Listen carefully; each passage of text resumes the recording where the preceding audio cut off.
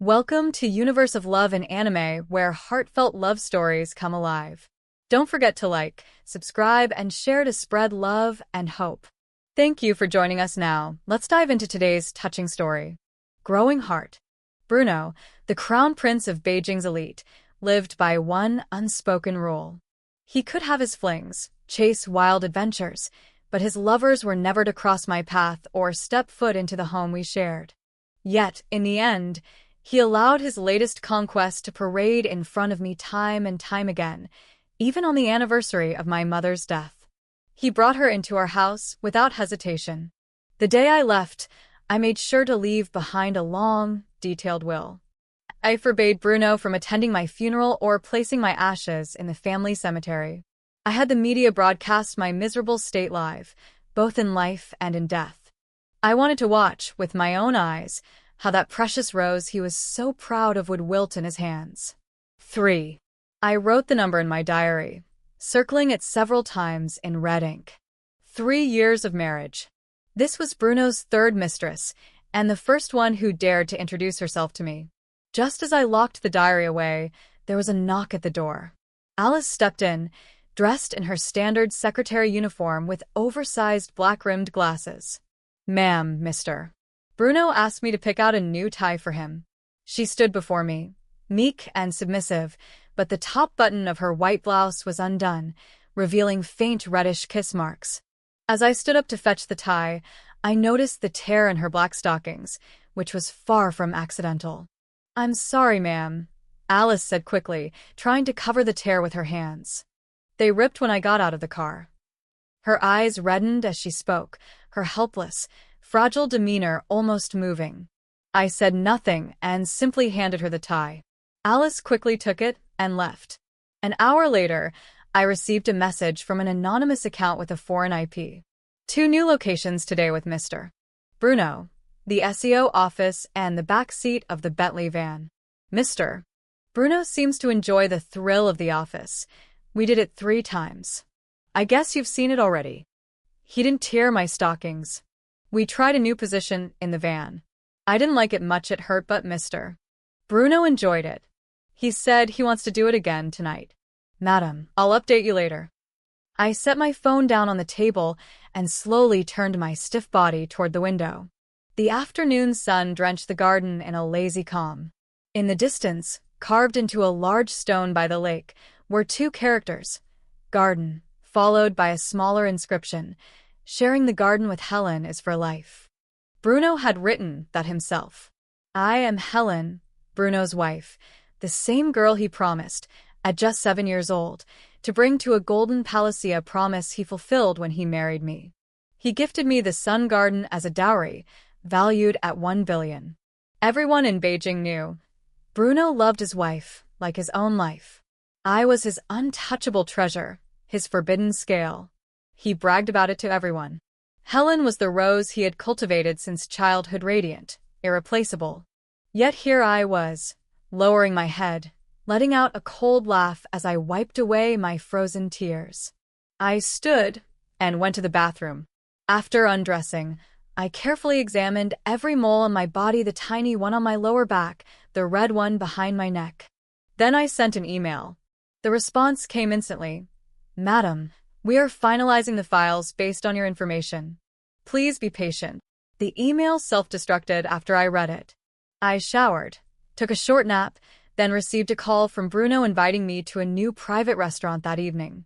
When I arrived, Bruno greeted me personally, accompanied by his assistant, chauffeur, and secretary.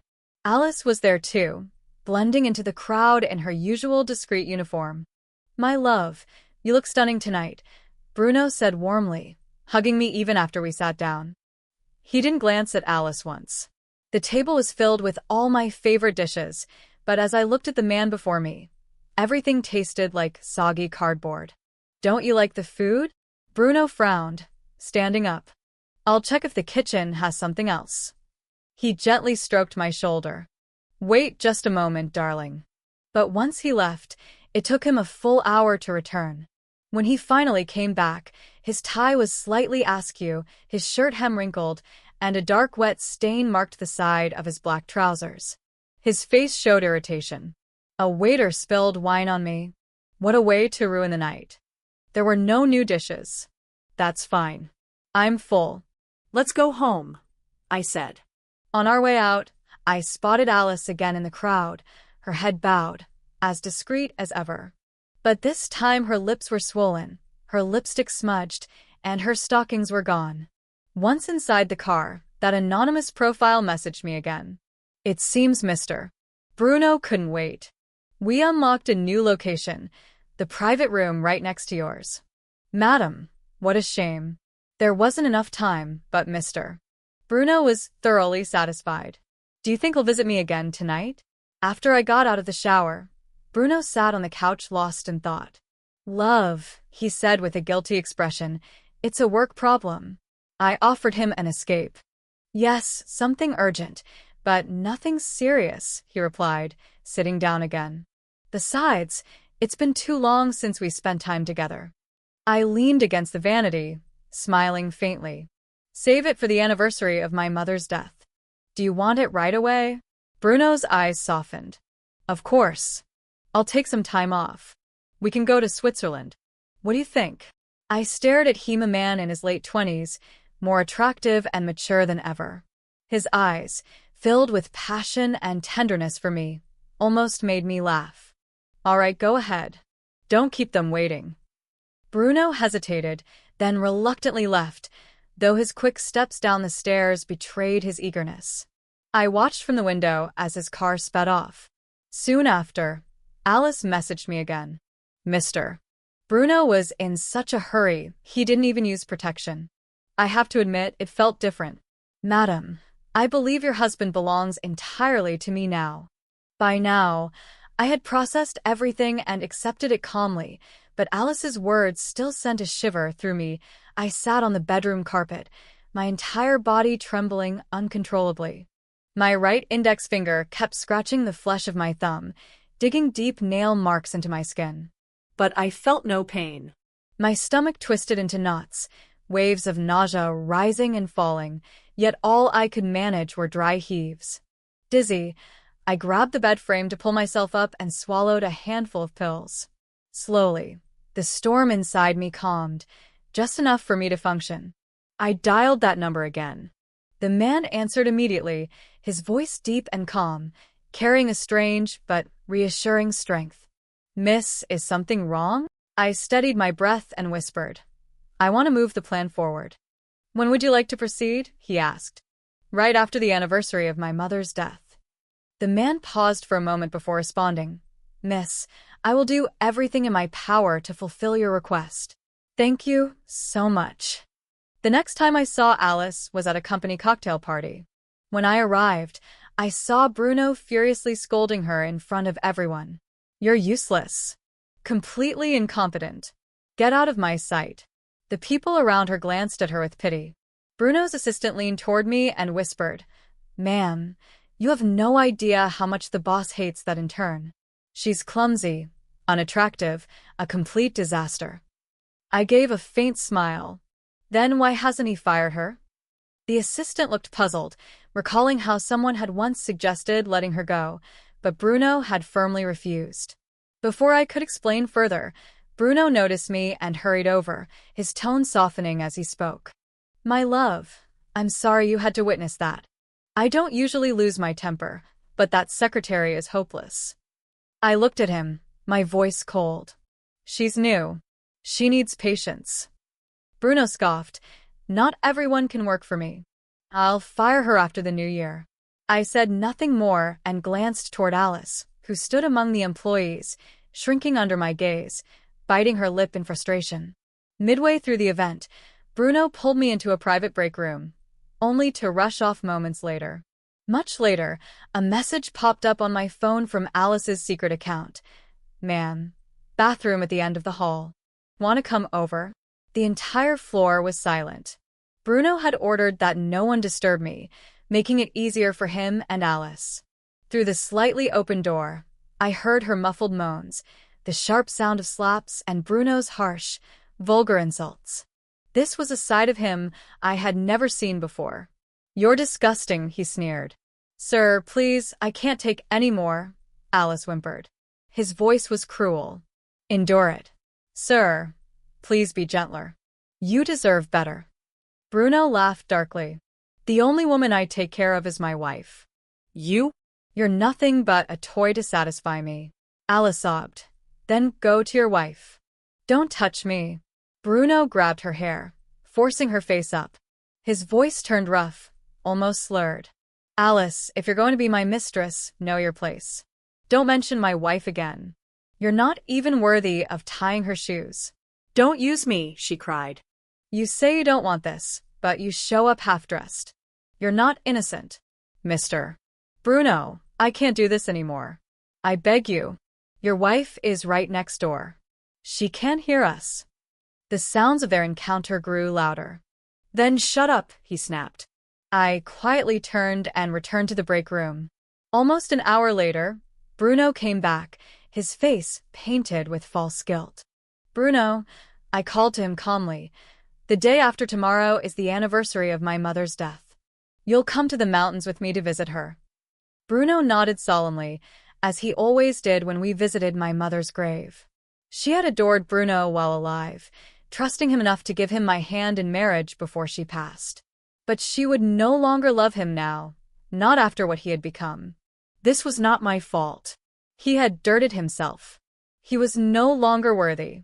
As I knelt before my mother's grave, tears streamed down my face. Bruno cried beside me, just as he always did. He swore again, as he always did, that he would love me forever, that he would always treat me well. Yet it didn't stop him from answering a call and leaving immediately. Love, I'll come pick you up early the day after tomorrow. The situation at work is urgent. I must be there. Be good while I'm gone. Yes, it's almost New Year's. You'll take your vacation early to spend time with me, right? I asked softly while arranging the white chrysanthemums. It's already late. Must you leave now? Bruno hesitated briefly, then nodded. Forgive me, Helen. You know everything I do is for our family. I promised your mother I would make you the happiest, most envied wife in the world. I cannot break that promise. I stood, the bouquet still in my arms, and gazed at him. He checked his watch one last time, his brows furrowed in impatience, his mind already elsewhere. Go then, I said. Wait for me. I'll come back early the day after tomorrow, he assured me, embracing me tightly before rushing off. At 1 a.m., another message came from Alice's secret account, this time a photo. It showed the engraved stone of Sun Garden, our residence. The master bedroom, which occupied the entire second floor, was now their nest. In the photo, Bruno lay sleeping with his hand on Alice's chest, their wedding photo hanging above them, my pillow lying on the floor. The message read, Sun Garden isn't such a big deal after all. I'm inside now. How many more of your rules will Mr. Bruno break for me? I didn't reply. Then my phone rang. The same calm, deep voice spoke. Miss, everything is ready. You may leave Peking forever. Bruno summoned the butler, gathering all the servants of Sun Garden. The lady returns tomorrow. Whatever happened these past 2 days, forget it. You've all worked here for 4 years. You know how much I love Helen. I won't let a moment of drunken foolishness destroy our relationship. No one dared speak, only nodding quickly. Satisfied, Bruno dismissed them with a wave. Alice came downstairs, still wearing my nightgown. Bruno's face darkened. Who allowed you to wear my wife's clothes? Take them off. Alice smiled nonchalantly. Of course. She untied the sash, letting the silk gown slip to her ankles, revealing a full set of provocative lingerie beneath. Bruno's expression shifted instantly. Alice smiled triumphantly as she sauntered downstairs, straddling Bruno's waist with a boldness that barely masked her arrogance. Do you like it? She purred, her voice dripping with seduction. Bruno's breathing grew heavy, ragged, as he pulled her back against the sofa, his self-control slipping away. But just as the moment intensified, his phone rang sharply. Without even glancing, he declined the call. Yet before they could continue, the doorbell rang, echoing through Sun Garden. Annoyed, Alice grabbed his phone, switched it to silent, and tossed it aside. The engraved stone of Sun Garden stood silently outside, witnessing the filth unfolding within its walls. Suddenly, Bruno's assistant burst into the room, his face pale, his eyes wide with panic as he stood in the doorway, trembling. "Mr. Bruno, we just received a call. The lady she's had an accident." Bruno shoved Alice aside roughly and shot up from the couch. His voice cut through the room like ice. "If you're lying to me, you'll regret it." But the assistant's voice cracked as tears welled in his eyes. "It's true, Mr. Bruno. It happened about an hour ago." Her car veered off the mountain road into a ravine. The impact was severe. The fuel tank exploded. The entire vehicle was engulfed in flames. The cigarette froze between Bruno's fingers, his face drained of all color. His voice fractured into a broken whisper. "What did you say?" "Say it again." The assistant's face was filled with helpless fear. "Mr. Bruno, the lady is dead. Before she died, she tried to call you. You didn't answer. She told me to tell you she won't be returning to Sun Garden." The world around Bruno fell into a deafening, unnatural silence. The cigarette slipped from his fingers, landing on the delicate lace tablecloth, its ember burning a black hole through the fabric before he frantically snuffed it out, his hand trembling as the ashes scattered into the air like smoke dissolving into nothing. The car raced at full speed down the slick mountain highway. The rain had washed the sky crystal clear, but the narrow, winding road twisted like a coiled snake. Bruno lay in the back seat, stiff, lifeless, like a hollow shell. The accident site had already been sealed off by police for further investigation. He was barred from approaching. Meanwhile, the farewell letter Helen had left at the mountain villa was being broadcast live. Bruno learned of its existence through the stream, helplessly watching as her final words played out for the world to see. She had forbidden him from attending her funeral. She forbade him from laying her ashes in the family cemetery. She severed every tie they had, leaving him no part in her death, as he no longer had a place in her life. In addition, she had stripped his beloved Sun Garden of its prestige, allocating its assets to charitable foundations for women and children. Her personal seal was destroyed, and she had instructed the board to honor her will and choose a new heir for the family business. Years ago, Bruno had knelt for an entire night at the old patriarch's deathbed, begging him to hand over the family's empire. The old man originally never intended for Bruno, the inconspicuous fourth son, to inherit. But because of Bruno's childhood bond with Helen, the old man finally relented and included a condition in his will: the heir must be Helen's husband. Now, that clause had become Bruno's downfall. The letter was followed by the release of security footage from within Sun Garden itself. The entire estate had been equipped with surveillance installed by Bruno's most trusted men, or so he thought. What he never knew was that Helen had secretly installed additional hidden cameras. Every corner of the estate was recorded from the ground floor to their master bedroom upstairs.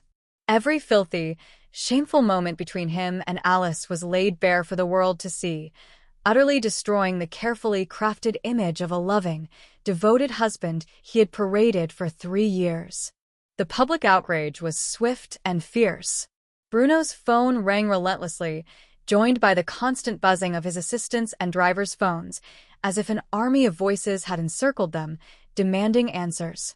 Standing outside the car, Bruno stared blankly at the wreckage of Helen's vehicle, his expression hollow as he coldly switched off his phone, as if cutting himself off from reality could erase what had happened.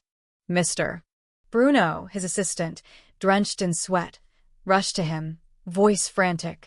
"The ladies will has caused a massive scandal. The PR team needs your statement," but Bruno wasn't listening.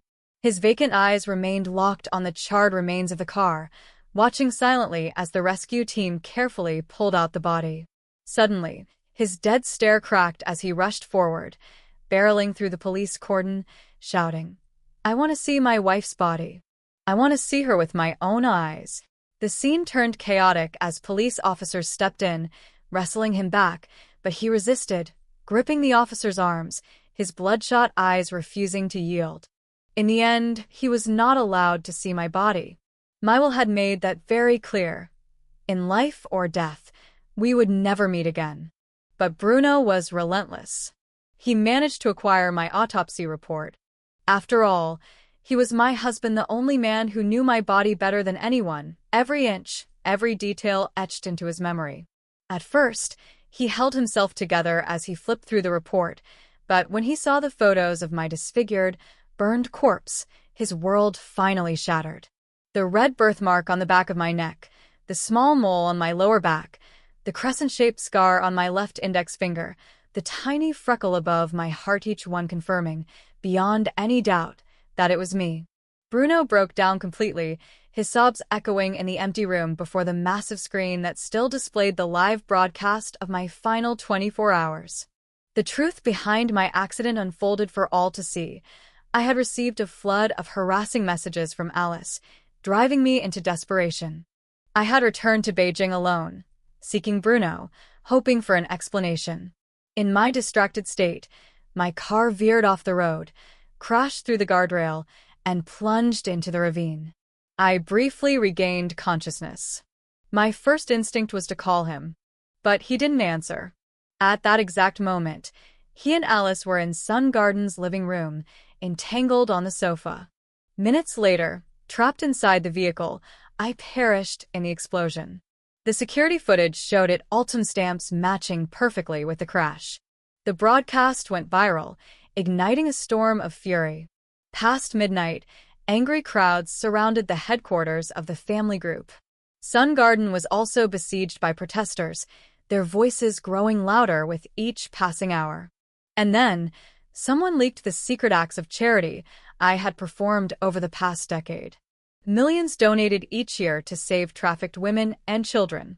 My personal involvement with civil organizations helping reunite 6 abducted children with their families. I sponsored the education of over 300 children from impoverished villages.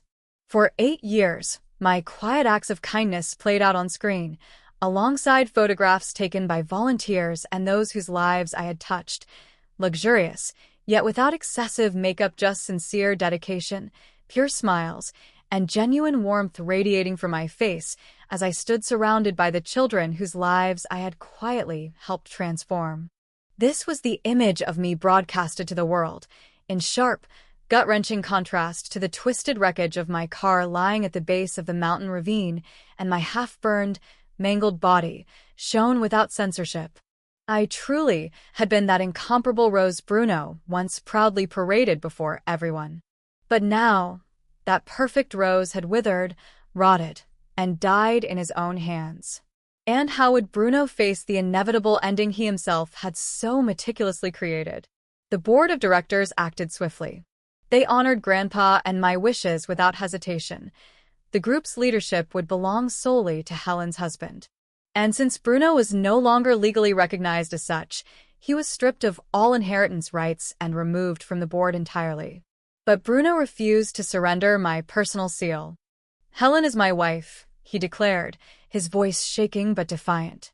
"In life, she was mine, and in death, she remains my only wife. I, Bruno, will never marry again. I will spend the rest of my life by her ashes. The seal stays with me." His fingers caressed the delicate urn before him, as though by touching its smooth surface, he could keep me beside him. As for the company, Bruno sneered coldly. Grandpa made it clear. "Only Helen's husband can inherit it. If you want it, let Helen herself come and ask me for it." The directors exchanged uncertain glances, momentarily paralyzed by his obstinance. Just then, his assistant burst in, pale as a ghost, gripping his phone with trembling hands. "Mr. Bruno," his voice cracked. "A letter has arrived from Leo's legal team." Bruno shot up, narrowing his bloodshot eyes. "Leo? I have no dealings with him. Why would he send me a letter?" The assistant's voice wavered. "It's about Madame Helen. Apparently a month before her accident, she began divorce proceedings. She had already retained Leo's firm. They possess both the valid divorce documents and her personal seal, along with Grandpa's original will." Bruno's face contorted in disbelief. "Impossible. The seal has always been in the safe in my study. I checked it that very morning. It's there." The assistant sighed, lowering his voice further. Sir, what you have is a forged copy. Madame Helen took the real seal weeks ago. This was planned long in advance. Rage surged through Bruno's veins as he gritted his teeth, eyes blazing with fury. She knew everything she knew about Alice all along. That conniving woman plotted this from the beginning. And that damn Alice, she must have been in on it. His chest heaved as he snapped. Where's Alice now? The assistant shook his head helplessly. She disappeared the day of Madame's accident. We've searched everywhere, apartment's empty, and she's vanished. Bruno's voice turned hoarse, venomous. Find her. Search every corner of this earth if you must. Bring her to me. But the assistant whispered in despair, Sir, the crisis we face now is far more urgent. Dominic has returned. The mere mention of his half-brother's name made Bruno's face twitch. Dominic, the calculating, ruthless second son the brother Bruno had fought bitterly against since childhood.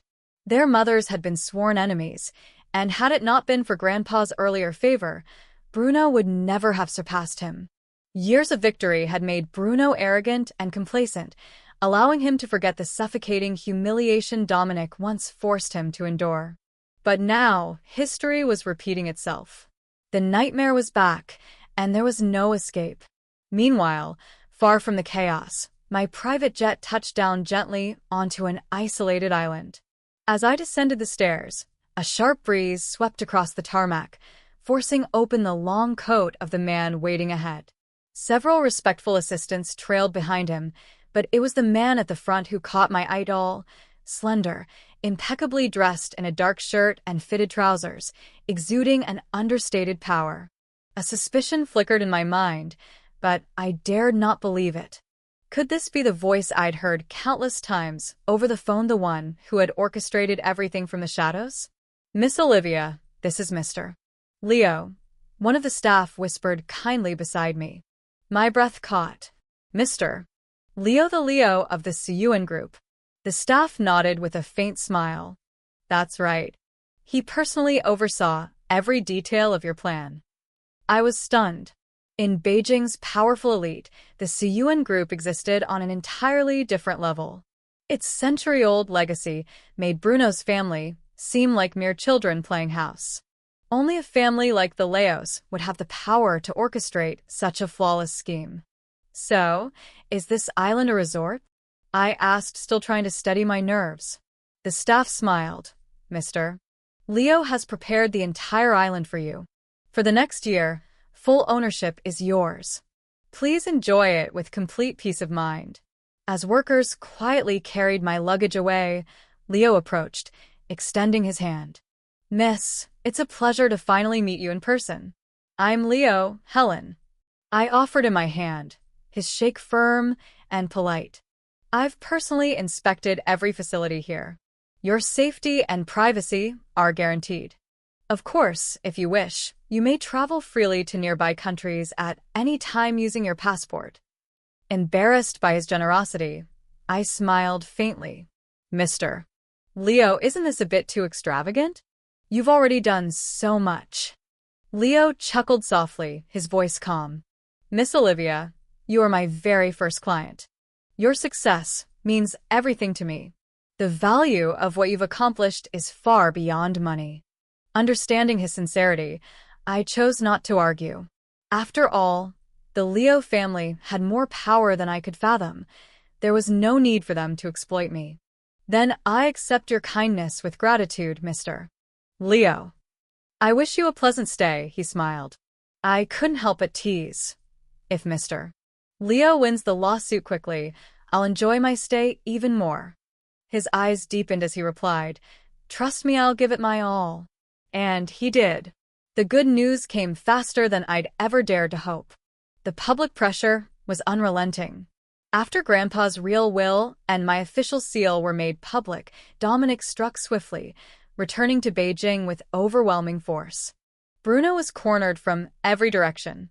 Clutching my urn as if it were his last salvation, he clung to his act of a grieving, loyal husband, hoping desperately to regain even a shred of public sympathy.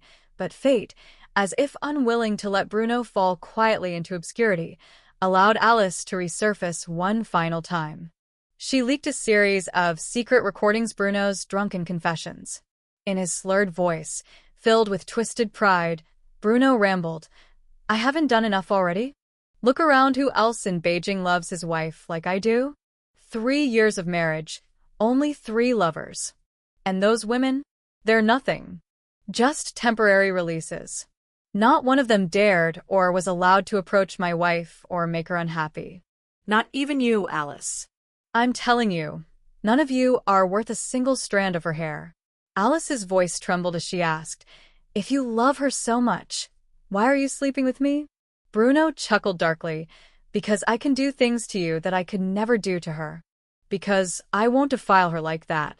Because I can't bear to see her lower herself to satisfy me the way you do.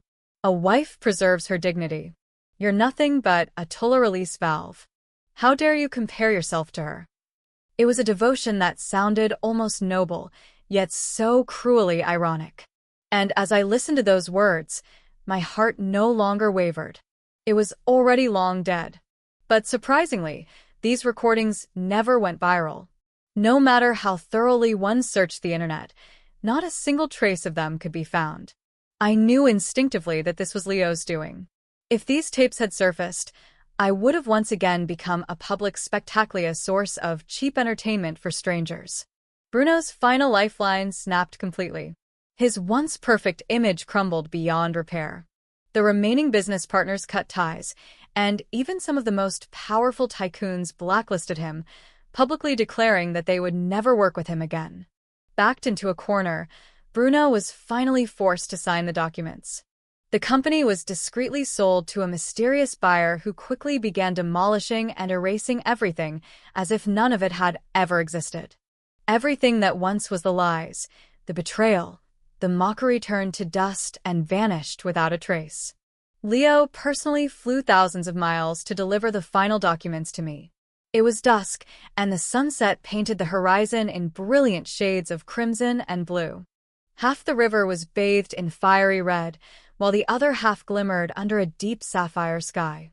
I sat alone on the rocky shoreline, tears streaming uncontrollably down my face as I held the small certificate in my hands. The weight of everything I had endured came crashing down all at once.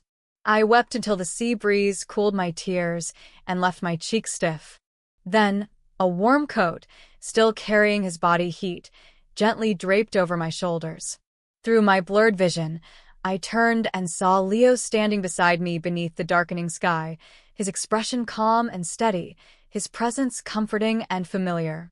1 year later, I left that private island behind. I traveled the world freely, finally living out all the childhood dreams I had once dared not chase. Occasionally, news from Beijing reached me, painting a pitiful picture of Bruno's downfall. Isolated even within his own family, abandoned by those he once lorded over, he sank deeper into drinking and gambling. Eventually, he squandered what little remained of his wealth and fell into overwhelming debt, barely able to keep himself afloat. As for Alice, last I heard, she had run off to the Philippines with a married businessman who already had a wife and children. Unsurprisingly, she failed to secure any official status. Perhaps if she could stay hidden there, she might survive for a while, but not for long.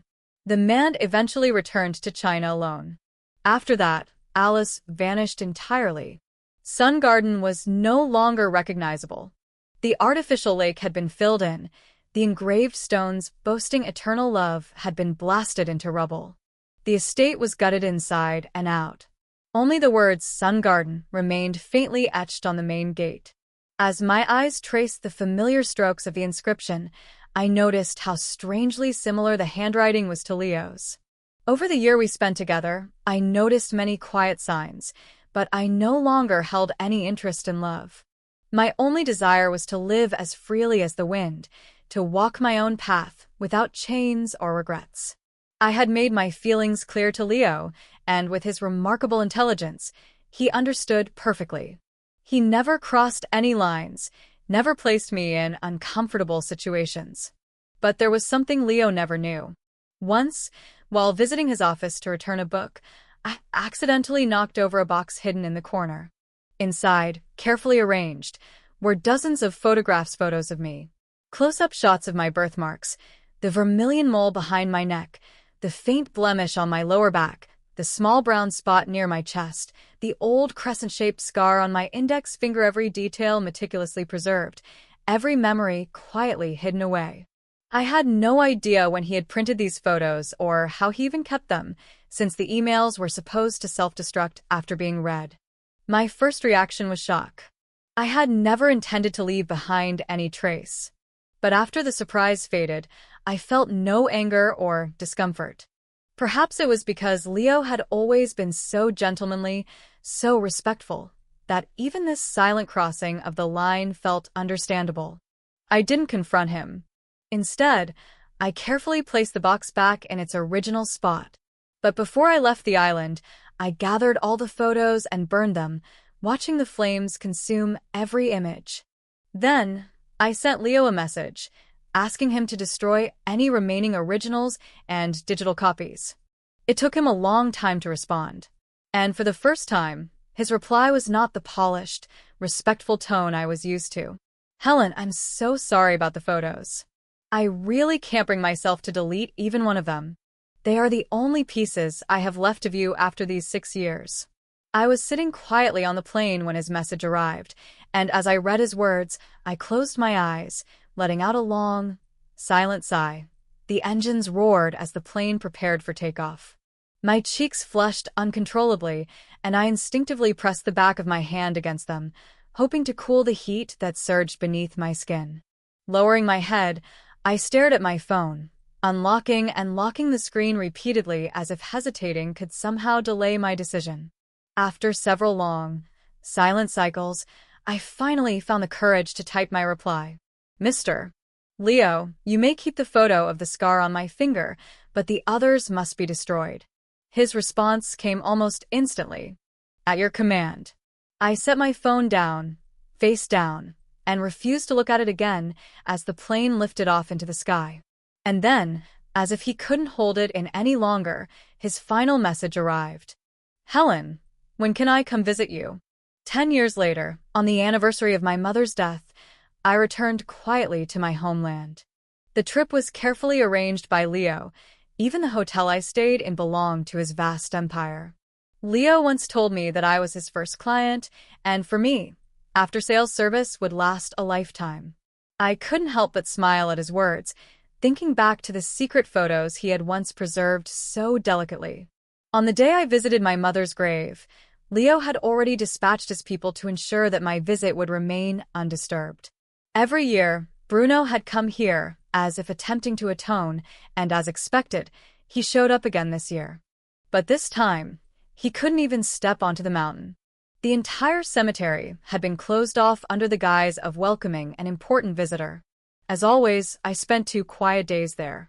During the day, I would tidy up my mother's grave, replacing the wilted flowers and clearing away the weeds, then remain by her side until the stars blanketed the night sky. In those 2 days, I reflected on everything. Life is nothing but a series of choices, each leading to new beginnings or inevitable endings.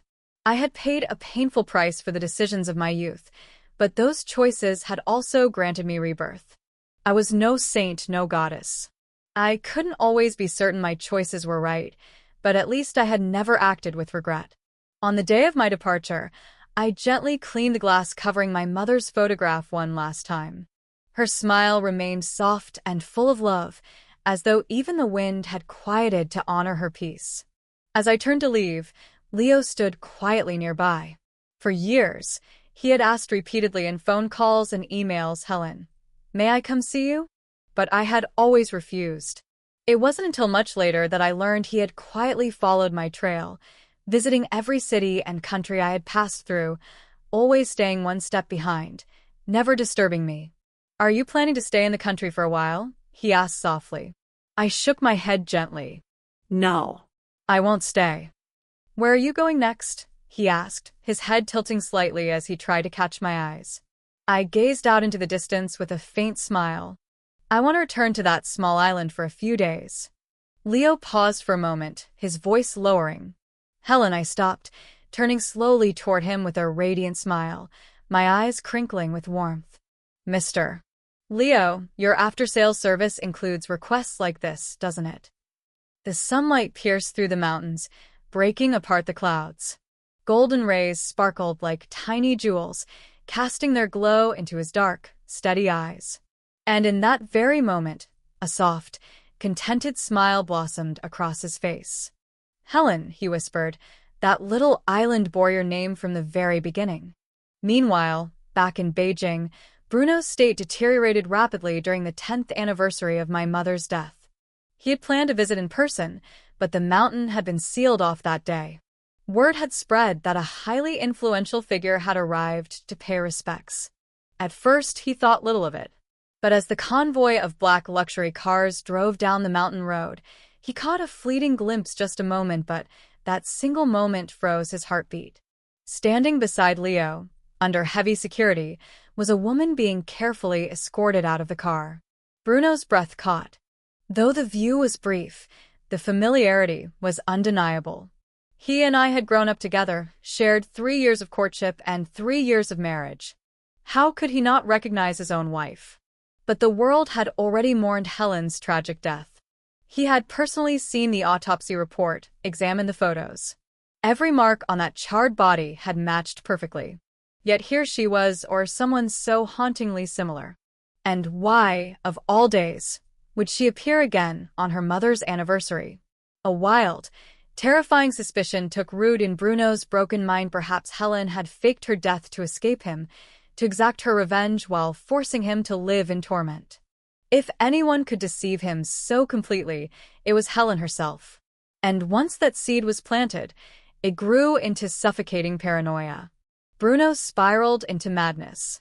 He camped outside my mother's cemetery, spent endless nights lurking around Sun Garden, revisited every place where he once shared memories with me, hoping desperately to catch another glimpse, but always returned empty-handed.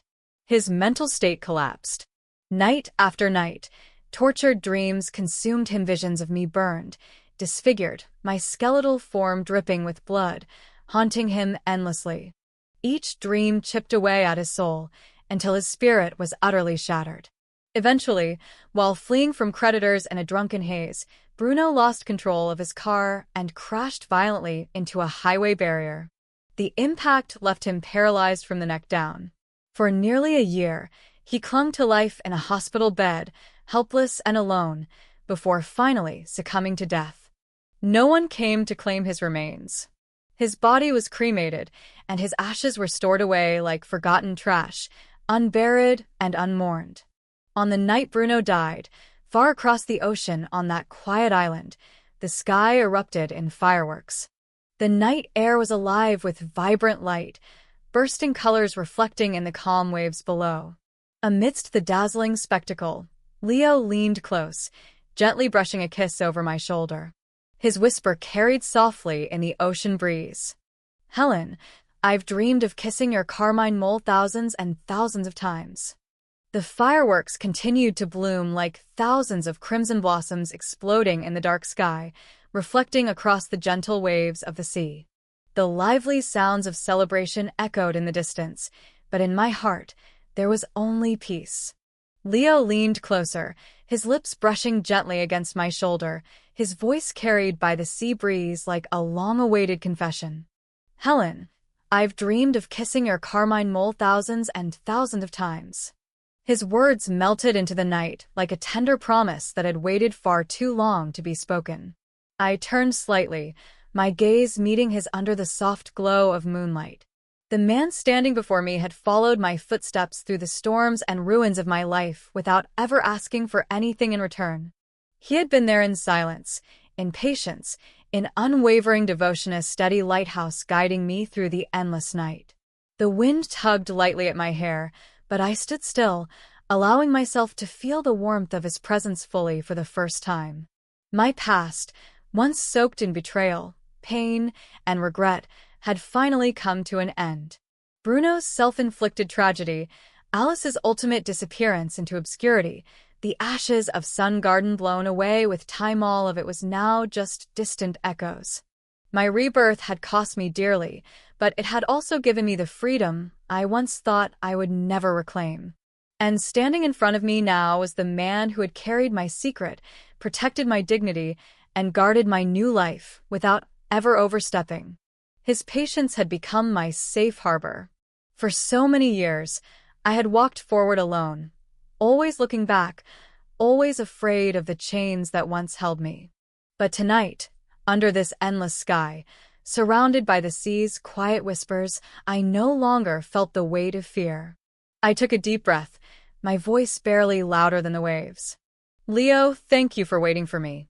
A slow, tender smile blossomed across his face, as if all the waiting, all the silent years had finally found their answer. His fingers interlaced with mine, firm yet gentle, like he was holding something precious. And for the first time, I allowed myself to fully hold his hand back, not out of gratitude, not out of guilt, but simply because I wanted to. In that moment, I was no longer Helen of the past. I was Helen of today, a woman reborn, free, and finally ready to step into the future. Under the brilliant sky of fireworks and stars, our silhouettes leaned into each other, while the waves softly whispered, and just like that, Helen's long and painful journey finally found its peaceful, ending story of courage, of breaking free from the chains of the past, and finding light after years of darkness. Love doesn't always come the way we expect, but sometimes the most patient hearts are the ones who quietly stay by our side, waiting for us to heal. If this story touched your heart as much as it touched ours, please don't forget to give this video a like. It really helps us create more beautiful stories like this one.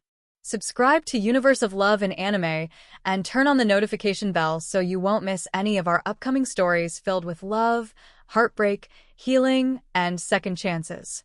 And of course, share this video with your friends and loved ones because who knows, maybe someone out there needs to hear Helen's story today. Thank you so much for being here with us, and we'll see you in the next story.